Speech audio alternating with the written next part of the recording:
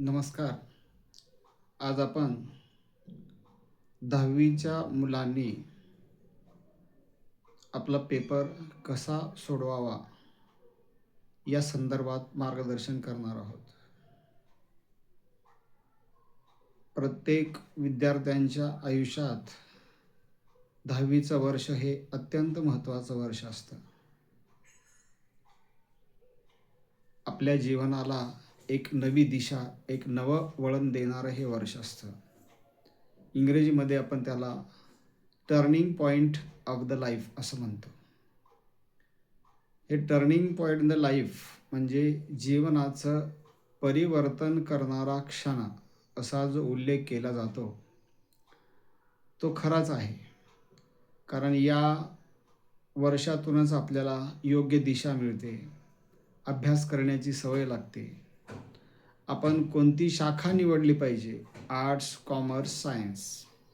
आज आपण बघतोय की सर्व पालक आपल्या विद्यार्थ्यांनी सायन्स केलं पाहिजे यासाठी त्याला 10वीच्या वर्गामध्ये किंवा 10वीच्या बोर्ड परीक्षेला चांगले मार्क्स पडले पाहिजे याच्यासाठी पालकांचा अट्टहास असतो. त्यामुळं सर्व पालक आपल्या मुलांना 80, 85, 90%, 95% मार्क्स पडावे अशी अपेक्षा करतात. परंतु वास्तविक पाहता 85% मार्क 10वीच्या वर्गामध्ये घेणं हे खरोखरच खूप अवघड आहे. त्यासाठी विद्यार्थ्यांना सूक्ष्म नियोजन करावं लागतं. त्या नियोजनाप्रमाणे आपल्याला अभ्यासाचंही नियोजन करावं लागतं आणि नुसतं नियोजन करूनच जमणार नाही आहे, तर त्याची प्रत्यक्ष कार्यवाही आपल्याला करावी लागते. मग त्यासाठी विद्यार्थ्यांनी काय कौशल्य प्राप्त करणं गरजेचं आहे, तर ज्या परीक्षेच्या माध्यमातून आपल्याला हे गुण प्राप्त होणार आहेत आणि ज्या गुणाचा ते विचार करणार आहेत, या सगळ्या गोष्टीचा विचार त्यामध्ये करणं अत्यंत आवश्यक आहे. आता इंग्रजीचा पेपर आपण जर पाहिलं तर त्यामध्ये पॅसेजचाच सर्व काही खेळ आहे. त्यामुळे उतारा व्यवस्थित वाचून प्रश्नांची उत्तरं लिहिणं हे सगळ्यात महत्त्वाचं असतं. त्यामुळं त्या प्रश्नपत्रिकेमध्ये आपल्याला सूचना दिली असते, read the passage carefully and answer the following questions. या प्रश्नाचा आपण जर विचार केला तर उतार्याचं आपण काळजीपूर्वक वाचन केलं पाहिजे आणि त्यानंतर मग पॅसेजवर विचारलेल्या प्रश्नांची उत्तरं आपण काळजीपूर्वक लिहिली पाहिजे. आता कोणत्या पद्धतीच्या कौशल्य किंवा ट्रिक्स जे आहेत ते पॅसेज सोडवत असताना विद्यार्थ्यांनी वापरायला पाहिजे, त्याचा थोडासा विचार आपण या म्हणजे सत्रामध्ये करणार आहोत.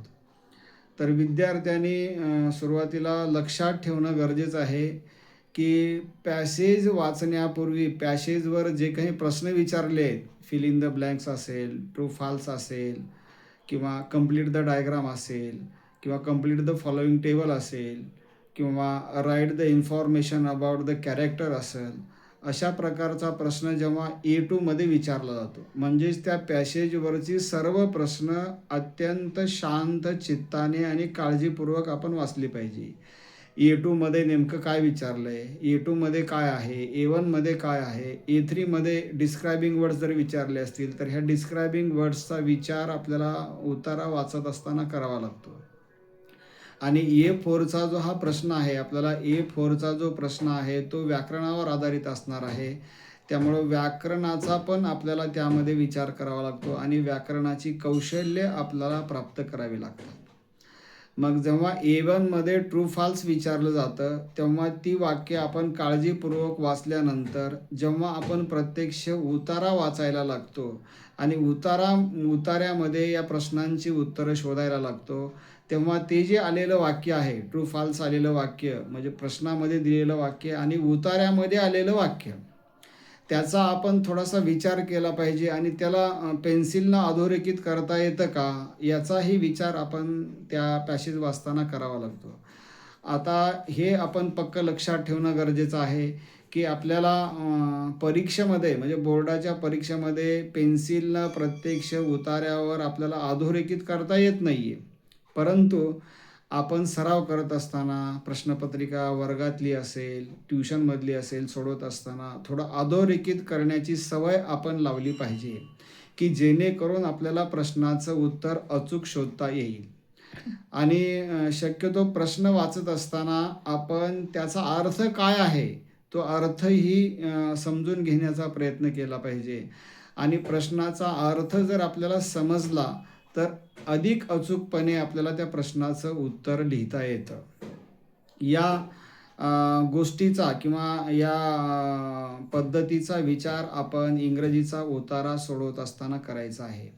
याशिवाय आता प्रश्न वाचून झाल्यानंतर आपण सर्व A1, A2, A3, A4 आणि A5 हे प्रश्न वाचले.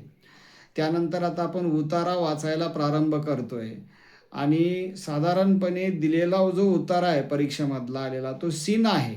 म्हणजे ज्याचा आपण अभ्यास केलेला आहे आणि ते ज्या धड्यांचा आपण अभ्यास केलोय, जे 10वीच्या पुस्तकातले म्हणजे इंग्रजी पुस्तकातले जे धडे आपण शिकलोय त्याच्यामधला तो उतारा आहे. त्यामुळं वाचन करत असताना तो उतारा आपण त्याच्यापूर्वी त्याचा अभ्यास केलेला आहे याचं स्मरण आपल्याला होतं आणि ते पूर्वज्ञान लक्षात घेऊन आपण तो उतारा वाचायचा. आणि उतारा वाचत असताना त्यामधल्या महत्त्वाच्या व्यक्तीची नावं, ठिकाणाची नावं, काही इसवी सन, काही डिग्रीज, काही पदव्या, काही ॲडजेक्टिव्हज आलेले असतील आणि काही सम इम्पॉर्टंट वर्ड्स आलेले असतील, तर त्याला सराव करत असताना अधोरेखित करण्याची, अंडरलाईन करण्याची जी पद्धत आहे ती पद्धत आपण अवलंबली पाहिजे. आणि मग त्या अनुषंगानं जेव्हा आपण उत्तरं लिहायला लागतो, म्हणजे ज्या पॅसेजमध्ये आपण वाचत असताना जे उत्तर आपण पॉईंट आऊट केलं आणि त्या पॉईंट आऊटच्या आधारे आपण त्या प्रश्नाचं उत्तर लिहायला प्रारंभ करायचा. आणि लिहित असताना काळजी आपण घ्यायची की क्वेश्चन नंबर 1A आणि त्यातला A1 लिहितोय आपण आणि त्याच्यामधला 1 आहे असं क्रम टाकून आणि त्यानंतर मग ॲन्सर लिहिलं किंवा ॲरो दाखवला आणि ॲरो दाखवून जर ते वाक्य ट्रू असेल तर ट्रू लिहावं, फाल्स असेल तर फाल्स लिहावं. अशा पद्धतीनं आपण सर्व प्रश्न सोडवावे. आणि A4मध्ये जेव्हा जे व्याकरण विचारलं गेलेलं आहे आणि त्या व्याकरणावरचा जो भाग आपल्याला पाठ आहे, येतो, स्मरणात आहे आणि किंवा त्या प्रश्नामध्ये जर आपल्याला पर्याय दिले असतील, म्हणजे उदाहरणामध्ये समजा ॲड क्वेश्चन टॅगचा प्रश्न आला आणि त्या ॲड क्वेश्चन टॅगमध्ये खाली 3 पर्याय दिलेले आहेत, तर त्या 3 पर्यायाच्या आधारे आपल्याला अचूक पर्याय निवडायचा आहे. त्यामुळं हे निवडत असताना कुठल्याही प्रकारची घाई गडबड न करता आपण जे काही अभ्यास केला आहे आणि ज्या अभ्यासाच्या आधारे आपण ते योग्य उत्तर निवडावं. आणि जे दिलेलं वाक्य आहे ॲड क्वेश्चन टॅगचं ते वाक्य पूर्ण लिहावं. त्यानंतर स्वल्पविराम म्हणजे कॉमा द्यावा आणि कॉमाच्या नंतर त्या 3 पर्यायापैकी एक उत्तर अचूक निवडून ते पूर्ण उत्तर लिहावं. क्वेश्चन मार्क द्यावा आणि शक्यतो जमलं तर त्या उत्तराला अधोरेखित जर करता आलं तर पेपर तपासणाऱ्या परीक्षकाच्या हे लक्षात येईल की बाबा हे या प्रश्नाचं अचूक उत्तर आहे. म्हणजे अशा पद्धतीनं आपल्याला A1, A2, A3, A4 हे उतार्यावरील 4 प्रश्न सोडवून झाल्यानंतर आपल्याला A5चा प्रश्न जो आहे, ज्याला पर्सनल रिस्पॉन्स म्हणतात, ज्या पर्सनल रिस्पॉन्सचं उत्तर आपल्याला मनानं लिहायचं आहे, की जे त्या उतार्यावर आधारित तो प्रश्न असणार आहे, पण त्याचं उत्तर मात्र त्या उतार्यामध्ये किंवा पॅसेजमध्ये असणार नाही आहे, हे आपण अगदी पक्कं लक्षात ठेवलं पाहिजे. म्हणून विद्यार्थ्यांनी परीक्षा सोडवण्याच्या पूर्वी आपण त्या पर्सनल रिस्पॉन्सच्या उत्तर लिहिण्याचा सराव केला पाहिजे. त्यामध्ये काय महत्त्वाचं आहे, तर वाक्यरचना महत्त्वाची आहे. वाक्यरचना करत असताना इंग्रजीमधला जो टेन्स आहे, तो टेन्स आपण विचारात घेणं गरजेचं आहे. आणि शक्यतो ज्याला simple present tense, simple future tense आणि सिंपल पास्ट टेन्स अशी काळामधली जी छोटी आणि सोपी वाक्य आहेत, ती सोपी वाक्य आपल्याला लिहायची आहेत. आणि जशा प्रकारचा प्रश्न आपल्याला विचारला आहे, त्या प्रश्नांच्या समजेनुसार म्हणजे अर्थानुसारच आपल्याला त्या प्रश्नाचं अचूक असं उत्तर लिहायचं आहे. आणि ते उत्तर लिहिल्यानंतर आपण खात्री करून घ्यायची की बाबा आपण capital letter, small letter, punctuation marks म्हणजे कॉमा, पूर्णविराम, full stop, question mark, exclamation mark अशा विरामचिन्हांचा वापर केलेला आहे का, अक्षर व्यवस्थित काढला आहे का, आणि आपण जी वाक्य लिहिली आहेत किमान पर्सनल रिस्पॉन्समध्ये किमान त्या प्रश्नाची उत्तराची 4 वाक्य लिहिणं गरजेचं आहे.